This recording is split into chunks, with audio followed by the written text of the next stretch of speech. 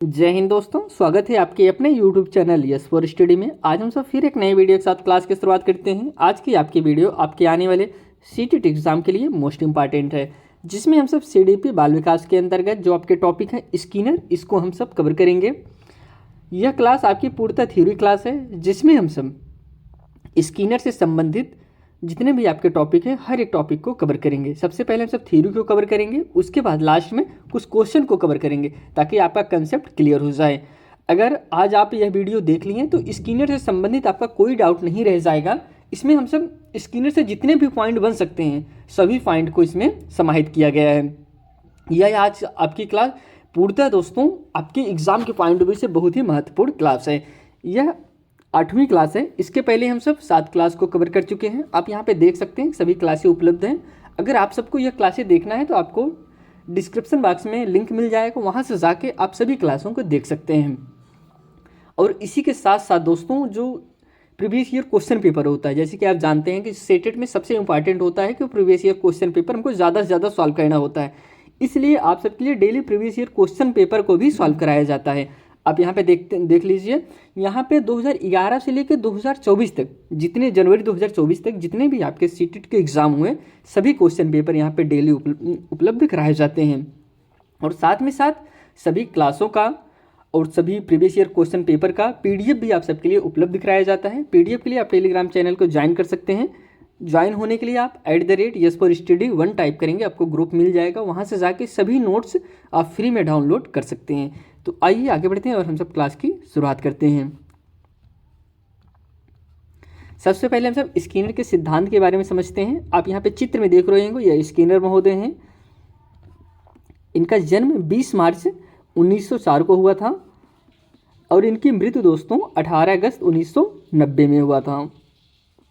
यह निवासी USA के थे। इनका पूरा नाम बेरहेस फ्रेडरिक स्किनर है। इन्होंने प्रतिपादन जो किया था 1932 ईस्वी में किया था।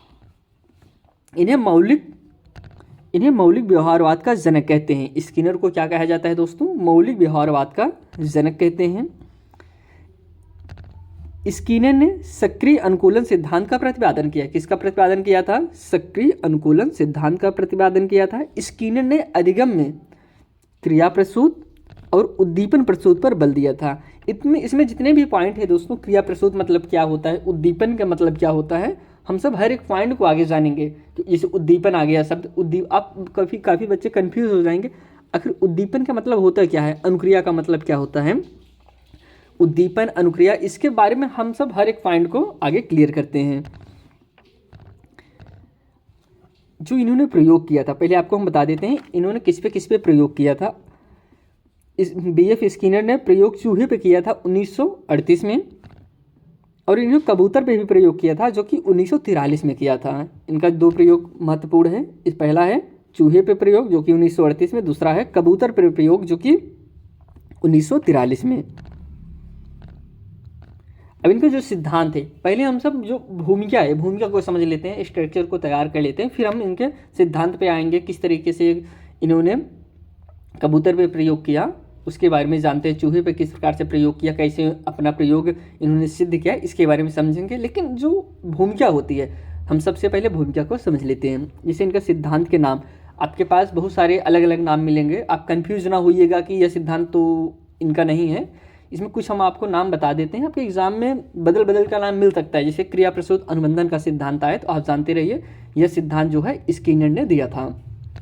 इसके बाद सक्रिय अनुबंधन का सिद्धांत, यह सिद्धांत भी जहाँ आपको मिल जाए, यह सिद्धांत किसने दिया था? स्किनर ने। इन्हीं के सिद्धांत के अन्य नाम हैं अनुक्रिया उद्दीपक का सिद्धांत, अनुक्रिया उद्दीपक का सिद्धांत जिसे हम RS थ्योरी के नाम से जानते हैं, यह भी दोस्तों स्किनर ने दिया था। अब यहाँ पे हम आपको अनुक्रिया उद्दीपक बता देते हैं। जैसे उद्दीपक होता है जो हमारे सामने आए, जैसे भोजन, आपको भोजन खाना है, आपके सामने भोजन आ गया। भोजन क्या है दोस्तों? भोजन एक उद्दीपक है। लेकिन भोजन को देखने के बाद आपके मुंह में पानी आना, लार टपकना, यह क्या है? यह अनुक्रिया है। भोजन को देखने के बाद आपके अंदर जो क्रियाएं हुई वही आपकी अनुक्रिया कहलाती हैं। इसके बाद है साधनात्मक अनुबंधन का सिद्धांत, नैमित्तिक अनुकूलन का सिद्धांत, सबलीकृत अनुक्रिया का सिद्धांत, अनुबंधन सिद्धांत, या फिर उत्सर्जित अनुक्रिया का सिद्धांत। यह सभी सिद्धांत दोस्तों स्किनर के सिद्धांत हैं। सिद्धांत के अन्य नाम हैं।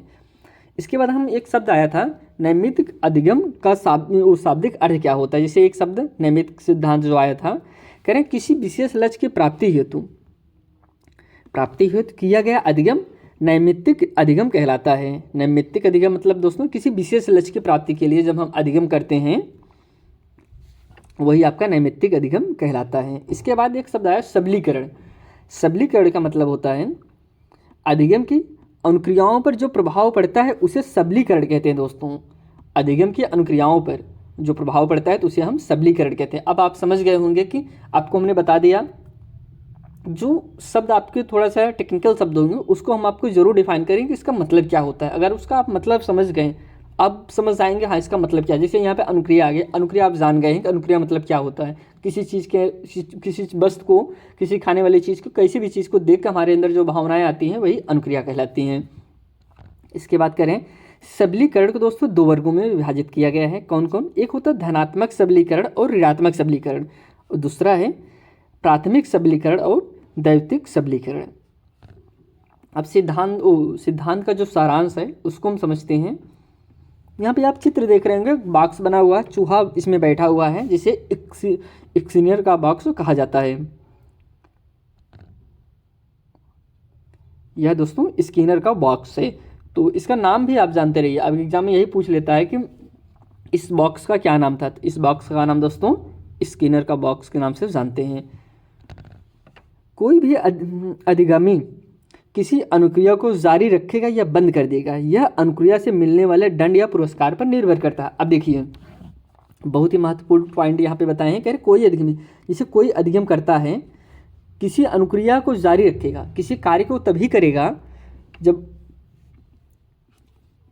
जारी रखेगा या बंद कर देगा, यह अनुक्रिया से मिलने वाले दंड या पुरस्कार से संबंधित है। जैसे आप कोई ऐसा कार्य करेंगे जिससे आपको दंड मिले, आप नहीं करेंगे। अगर कोई चीज़ आपको फ़ायदा मिल रहा है वह चीज़ आप करेंगे। वही कह रहे हैं कि कोई अनुक्रिया जो अधिगम करता है वह किसी कार्य को तभी करेगा, कार्य करना तभी जारी रखेगा, उससे मिलने वाला जो रिजल्ट है पॉजिटिव है कि निगेटिव है। पॉजिटिव होगा तो वह रखेगा, निगेटिव रहेगा तो नहीं करेगा। वही कह रहे हैं कोई भी अधिगमी किसी अनुक्रिया को जारी रखेगा या बंद कर देगा, यह अनुक्रिया से मिलने वाली दंड या पुरस्कार पर निर्भर करता है।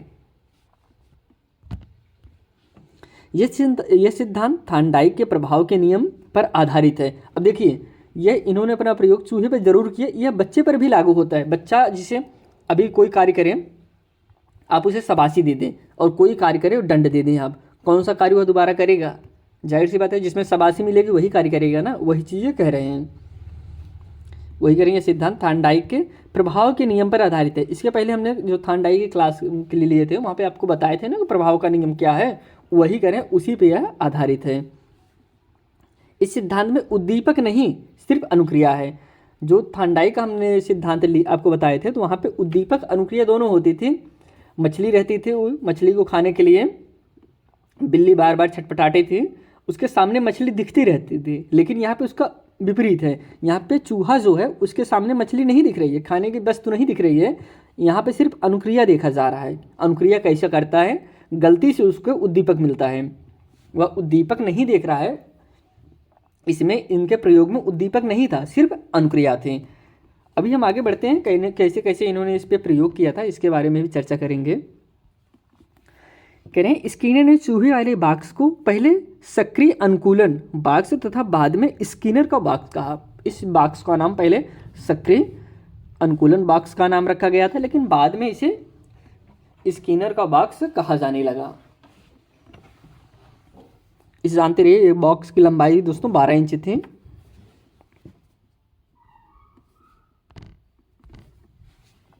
कबूतर वाले बॉक्स को कबूतर पेड़िका या पिजन बॉक्स कहते हैं। जो कबूतर पे इन्होंने प्रयोग किया उसे क्या कहते थे?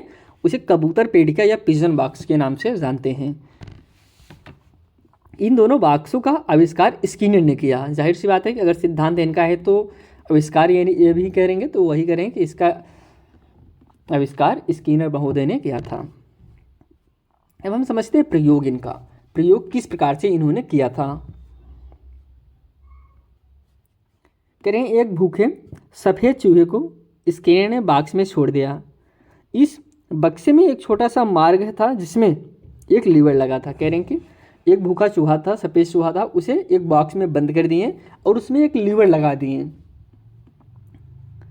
इसके बाद जिसका संबंध एक प्याली से था, लीवर को दबाने से खट की आवाज़ आती थी और उस प्याली से खाना का टुकड़ा आ जाता था। चूहा को जब बॉक्स के अंदर छोड़ा जाता था तो लीवर पर उसका पैर पड़ने से खट की आवाज़ होती थी और वह आवाज़ को सुनकर आगे बढ़ता था और अंदर रखी प्याली से उसे खाना मिल जाता था। यही प्रक्रिया चूहा कई बार दोहराया, हर बार उसको खाना मिल जाता था। अब देखिए, अभी तक जितना हम पढ़े उसको उतना ही आपको बताएंगे, इसके बाद और भी इससे संबंधित पॉइंट है। एक बॉक्स हो गया, उसमें चूहा बंद है, एक खटका लगा हुआ है, खटका दबने से खाना आ जाता था। अब चूहा भूखा है, जाहिर सी बात है छटपटाने लगा, वो गलती से उसका पैर उस खटके पे पड़ गया। खटके पे जब पैर पड़ा तो जाहिर सी बात है उससे भोजन निकल आया, भोजन निकल आया, चूहा खा लिया। यह प्रक्रिया कई सौ बार किया गया, ऐसा नहीं सिर्फ एक बार दो बार में निष्कर्ष निकाल दिए, ऐसा नहीं, यह प्रक्रिया बहुत बार किया गया। पहली बार छोड़ा गया तो चूहा मान लीजिए खटका दबाने में अगर उसे 5 मिनट लगा, कूदने में हर बार गलती से खटका दबा, लेकिन दूसरी बार किया गया, तीसरी बार किया गया, यह समय कम होता गया दोस्तों। लास्ट में ऐसा आ गया कि चूहा भूखा है, आप इसे बॉक्स में रखे, वह तुरंत खटका जाके दबा दिया, क्योंकि वह समझ गया अब हमको भूख लगी है तो हमको यह खटका ही दबाना है, यही तो भोजन मिलता है। इसीलिए स्किनर को थार्नडाइक का विपरीत सिद्धांत माना जाता था। थार्नडाइक ने कहा था कि उद्दीपक जो अनुक्रिया है बिना उद्दीपक के देखे नहीं आ सकती, लेकिन यहाँ पे स्किनर ने सिद्ध कर दिया कि जो अनुक्रिया है उद्दीपक नहीं दिखेगी तब भी अनुक्रिया आएगी। जैसे चूहा, यहाँ पे चूहा तो भोजन को देख नहीं रहा है, उद्दीपक को देख नहीं रहा है, लेकिन अनुक्रिया किया ना कि वह बॉक्स को, खटका को गलती से दब गया और उसे भोजन मिल गया। वही बता रहे हैं कि यह प्रक्रिया दोस्तों उसके सामने उद्दीपक नहीं रहने पर भी होती है। आगे बढ़ते हैं। इस प्रयोग से यह निष्कर्ष निकलता है कि पहले अनुक्रिया होती है, बाद में उद्दीपन होता है। वही पहले, लेकिन इसके विपरीत थार्नडाइक ने इसका विपरीत कहा था, पहले उद्दीपक फिर अनुक्रिया, लेकिन स्किनर ने सिद्ध कर दिया पहले अनुक्रिया होगी फिर उद्दीपन होगा। इसलिए आप जानते रहे इन दोनों को विपरीत कहा जाता है। क्यों विपरीत कहा जाता है? आपने यहाँ पे दोनों को समझ लिया कि उनको इस एक दूसरे के विपरीत हैं। यह खाना चूहे के लिए पुनर्बलन का कार्य करता है। क्या कार्य करता है दोस्तों? पुनर्बलन। ये जो खाना मिला चूहे को, यह पुनर्बलन का कार्य करता है। अब हम समझेंगे पुनर्बलन का मतलब क्या होता है। पुनर्बलन एक ऐसा शब्द है जो आपको जानने के लिए बहुत ही महत्वपूर्ण है। आपको एग्जाम में और अपने दैनिक जीवन में भी इसका इस्तेमाल करने को मिलता है, इसलिए पुनर्बलन को हम जानेंगे। दोस्तों, अगर आप टीचिंग की तैयारी करते हैं तो इस चैनल को जरूर सब्सक्राइब कर लीजिए। दोस्तों, आप सबके लिए इतनी मेहनत से यह नोट्स तैयार किए जाते हैं और आप यहाँ पे देख रहे होंगे कहीं भी नोट्स किसी से कॉपी नहीं है कि हम किसी का कॉपी पेस्ट किए। यह नोट्स जो खुद से तैयार किया गया है, जो क्लास नोट्स होती है उसी से तैयार किया गया है। और अगर आपने यह क्लासें देख ली, आप सीटेट के सीडीपी में 30 में से 30 नंबर ला सकते हैं। लेकिन ऐसा नहीं कि सिर्फ आप क्लास ही देख लें और आपका 30 नंबर आ जाए। उसके लिए आप प्रैक्टिस करिए ज़्यादा से ज़्यादा। जैसे आज आप स्किनर से संबंधित थ्योरी क्लास को कर रहे हैं, थ्योरी क्लास करने के बाद कम से कम गूगल पे सर्च करिए, क्रोम, मतलब कहीं से भी स्किनर से संबंधित क्वेश्चन को सॉल्व करिए और जो हम आपको बता रहे हैं यह चेक करिए कि वहाँ पे मिल रहा है कि नहीं मिल रहा है। अब प्रीवियस ईयर क्वेश्चन पेपर को सॉल्व करिए, देखिए स्किनर से संबंधित जो टॉपिक आपको हम बता रहे हैं मिल रहा है कि नहीं। ऐसा तो नहीं कि हम सिर्फ बहका रहे हैं। इसलिए इसको ज़्यादा से ज़्यादा आप मॉक टेस्ट देंगे, प्रैक्टिस करेंगे, तभी आपका कंसेप्ट क्लियर होगा। जल्दी हम आप सबके लिए मॉक टेस्ट के लिए भी वीडियो उपलब्ध कराएंगे, जो कि लाइव किया जाएगा। जितने बच्चे लाइव रहेंगे सब पता होता रहेगा ना कितना आकलन कर लेंगे, कितना हमारा सही हो रहा है। इसलिए दोस्तों, आप चैनल को जरूर सब्सक्राइब करिए। यहाँ पे आपको कंप्लीट चीज़ उपलब्ध कराया जाएगा, कंप्लीट नोट्स उपलब्ध कराए जाएंगे, complete video lecture, complete previous year question paper. आपके एग्जाम के पॉइंट ऑफ व्यू से दोस्तों बहुत ही महत्वपूर्ण चैनल है। तो आइए चलिए हम सब आगे बढ़ते हैं। अब समझते हैं, स्किनर ने 2 प्रकार के पुनर्बलन बताए हैं। पुनर्बलन शब्द आया था तो हम पुनर्बलन को समझते हैं। जो स्किनर थे इन्होंने पुनर्बलन के 2 प्रकार बताए हैं। पहला है सकारात्मक पुनर्बलन, एक होता है नकारात्मक पुनर्बलन। अब सकारात्मक पुनर्बलन क्या है? खटका दबाने पर चूहे को भोजन मिलना। दोस्तों, यह कैसा पुनर्बलन है? यह सकारात्मक पुनर्बलन है। अगर उसे भोजन ना मिलता तो क्या खटका दबाता? नहीं दबाता। पुरस्कार, सम्मान, प्रशंसा, नौकरी, भोजन आदि, यह सब कैसे पुनर्बलन है? यह सकारात्मक पुनर्बलन है। अब नकारात्मक पुनर्बलन की बात करते हैं। अगर खटका दबाने से चूहे को भोजन मिलने के स्थान पर चोट लग गई होती तो यह नकारात्मक पुनर्बलन होता। जैसे दंड, भय, मना करना, डांटना, यह सब नकारात्मक पुनर्बलन है। अब सिंपल से देखिए दोस्तों, आप चूहे पर प्रयोग करिए कि अगर खटका दबाने से भोजन मिल गया, उससे सकारात्मक पुनर्बलन हो गया। यहीं खटके दबाने से उसे चोट लग जाती तो क्या अगर दोबारा खटका को दबाता? मान लो 2 बार गलती से दबा देता, 3 बार दबा देता, अगर उसे हर बार चोट ही लगती तो वह खटके को फिर नहीं दबाता। यही आपका नकारात्मक पुनर्बलन कहलाता है। आगे बढ़ते हैं। पुनर्बलन का सिद्धांत हल ने दिया है दोस्तों, लेकिन प्रयोग इसका स्किनर ने किया है। इसको जानते रहिए, इसका पुनर्बलन का सिद्धांत हल ने दिया है, पुनर्बलन का प्रयोग दोस्तों स्किनर ने किया था। सकारात्मक पुनर्बलन मिलने से सकारात्मक पुनर्बलन को मिलने से प्राणी क्रिया को दोहराता है। जाहिर सी बात है कि जो चीज़ सकारात्मक होगा, कोई सकारात्मक निष्कर्ष निकलेगा तो आदमी बार बार, जैसे बच्चा है कोई चीज़ कर रहा है तो उसमें शाबाशी मिल रही है, प्रशंसा मिल रहा है, पुरस्कार मिल रहा है, तो वह चाहेगा ना दोबारा वही चीज़ करें। वही कह रहे हैं कि सकारात्मक पुनर्बलन से प्राणी किसी कार्य को दोहराता है। पुनर्बलन की स्किनर के पुनर्बलन की सूची। यह सूची पुनर्बलन के समय अंतराल में को दिखाती है, जिसमें 2 प्रकार के पुनर्बलन हैं। कौन कौन से? सतत पुनर्बलन और एक आंशिक पुनर्बलन। कह रहे हैं कि जो स्किनर के पुनर्बलन की सूची है, यह 2 प्रकार से पुनर्बलन को दिखाती है। एक होता है सतत पुनर्बलन और दूसरा होता है आंशिक पुनर्बलन।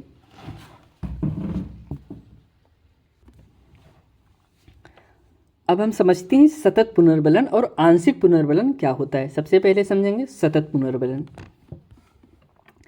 प्रत्येक सफल अनुक्रिया को, एक मिनट करें, प्रत्येक सफल अनुक्रिया को पुनर्बलन देना दोस्तों। प्रत्येक सफल अनुक्रिया को पुनर्बलन देना, यह कैसे पुनर्बलन है? यह सतत पुनर्बलन है। जैसे हर बार खटका दबाने पर भोजन देकर पुरस्कृत करना। अगर चूहे को खटका दबाने से भोजन न मिलता तो यह सतत पुनर्बलन नहीं होता है। इसके बाद आंशिक पुनर्बलन, इसमें हर क्रिया के लिए पुनर्बलन नहीं दिया जाता, बल्कि कुछ क्रियाओं के लिए दिया जाता है। जैसे अब चूहे को हर बार जितनी बार खटका दबाया उतनी बार भोजन मिला, यह आपका सतत पुनर्बलन है। अगर उसे जैसे 1 बार दबाया मिल गया, फिर 2-3 बार दबाया नहीं मिला, फिर मतलब इस प्रक्रिया से जब दिया जाता है किसी विशेष पे, यही आपका आंशिक पुनर्बलन कहलाता है। जैसे हर बार खटका दबाने से भोजन न मिलना, यह आंशिक पुनर्बलन है। अब हम सब कुछ इंपॉर्टेंट पॉइंट है जो कि बहुत ही महत्वपूर्ण पॉइंट है, इसको आप ज़रूर जानते रहिए। पुनर्बलन को सर्वाधिक महत्व दिया गया था, किसने दिया था? स्किनर ने।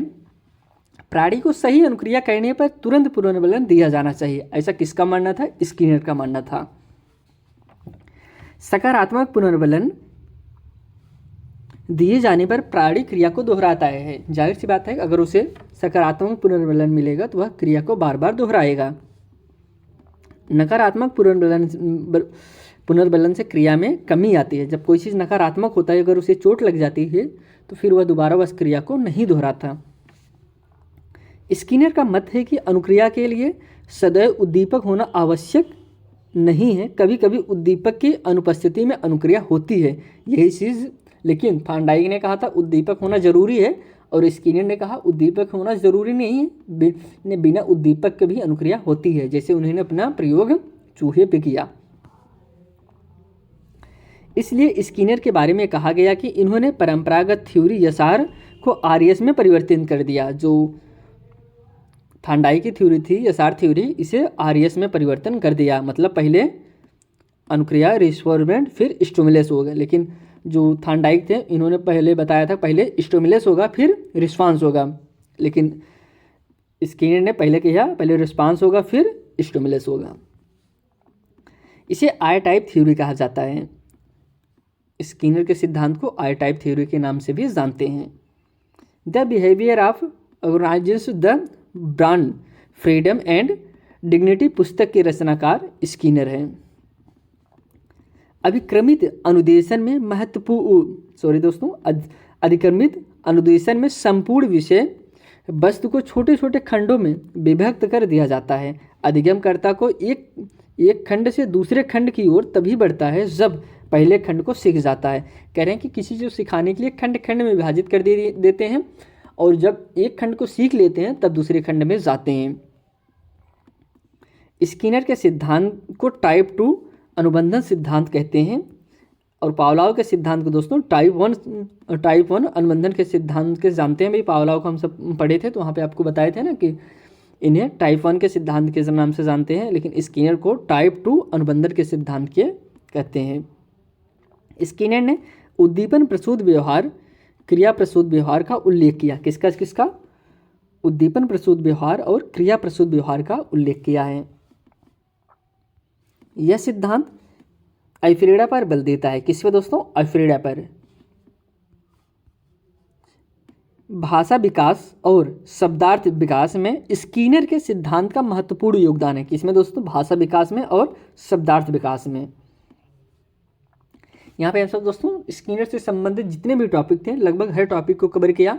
अगर आपका कोई भी डाउट रह जाता है तो आप कमेंट जरूर करिएगा, इसमें उस कमेंट में आपको जवाब दिया जाएगा। इसके बाद अगले वीडियो में उसका सॉल्यूशन भी आपको बताया जाएगा। तो अब हम स्किनर से संबंधित कुछ क्वेश्चन को भी कवर कर लेते हैं ताकि आपका कंसेप्ट और क्लियर हो जाए।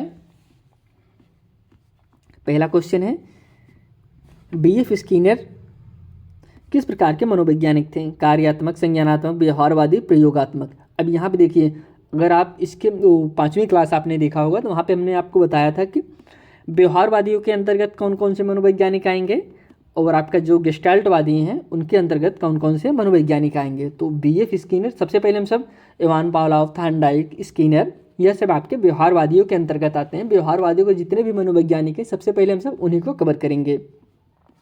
इसमें ऑप्शन सी सही है। इसके बाद करें, क्रिया प्रसूत अनुबंधन व्यक्ति के किस व्यवहार को स्पष्ट करता है? मानसिक, शारीरिक, ऐच्छिक, सामाजिक। तो दोस्तों यह ऐच्छिक पर स्पष्ट करता है। Option number C is correct answer. भोजन, पैसा, प्रशंसा आदि क्या है दोस्तों? सामाजिक पुनर्बलन है, धनात्मक पुनर्बलन है, ऋणात्मक पुनर्बलन है या फिर क्रियात्मक पुनर्बलन है? पैसा, भोजन, पैसा, प्रशंसा क्या है दोस्तों? धनात्मक पुनर्बलन है, यह नकारात्मक पुनर्बलन नहीं है। कौन से पुनर्बलन प्राणी को पलायन तथा परिहार की अनुक्रिया सिखाते हैं? ऑप्शन है धनात्मक, ऋणात्मक, क्रियात्मक, पलायनवादी पुनर्बलन। तो करेक्ट आंसर बी हो जाएगा, ऋणात्मक पुनर्बलन। जब बालक को ऋणात्मक पुनर्बलन दिया जाएगा तो क्या होगा? वह निगेटिव पॉइंट में होगा, गलत सोचेगा। ऑप्शन इसमें B is correct answer. Skinner ने किस प्रकार के अनुबंधन पर बल दिया है? टाइप एस, टाइप आर या फिर टाइप एस आर या फिर कोई नहीं? जैसा कि आपको हमने बताया, इन्हें टाइप आर के नाम से, अनुबंधन सिद्धांत के नाम से जानते हैं, टाइप आर थ्योरी। इसके बाद अगला क्वेश्चन है, निम्न में से कौन सा क्रिया प्रसूत व्यवहार नहीं है? ऑप्शन फर्स्ट है कांटा लगने पर पैर हटाना, हाथ पैर का चलाना, भोजन करना, खड़े होकर इधर उधर चहलकदमी करना। तो करेक्ट आंसर इसका ए हो जाएगा, कांटा लगने पर पैर हटाना, यही आपका क्रिया प्रसूत का व्यवहार नहीं है। यहाँ पे आज हम सब स्किनर से संबंधित क्वेश्चन को भी कवर किए हैं, बाकी थ्योरी को भी कवर किए हैं। अगर आप इस चैनल पर नए थे, चैनल को सब्सक्राइब जरूर कर लीजिए। यहाँ पे आपको सीटेट से संबंधित कंप्लीट क्लासें उपलब्ध कराई जाएंगी, साथ में साथ उसकी पीडीएफ भी आपको टेलीग्राम चैनल पर उपलब्ध कराया जाएगा। तो इसी के साथ ये क्लासें समाप्त करते हैं। आपसे फिर एक नए वीडियो में मिलते हैं, तब तक के लिए दोस्तों धन्यवाद।